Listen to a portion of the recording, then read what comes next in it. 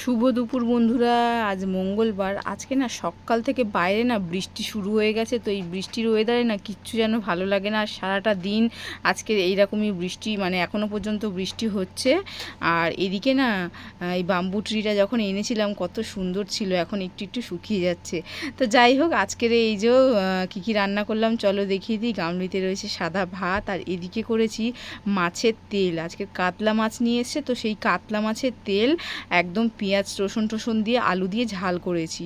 আর এদিকে করেছি পাট শাকের ঝোল, পেঁয়াজ রসুন শুকনো লঙ্কা ফোড়ন দিয়ে পাট শাকের আজকে ঝোল বানালাম। তো দেখা যাক খেয়ে কেমন লাগে। আর এদিকে রয়েছে কাতলা মাছের কালিয়া, একদম বড় বড় সাইজের আলু কেটেছি, কেটে কাতলা মাছের কালিয়া করেছি। আর কাতলা মাছের পিসগুলো কিন্তু বিশাল বড় বড়। তো যাই হোক, এই ছিল আজকের মঙ্গলবারের মেনু। কোনটা ভালো লাগলো তোমাদের অবশ্যই কমেন্টে জানিও। এই যে একটু নিয়েছি গরম গরম পাট শাকের ঝোল খাবো বলে। তো টাটা।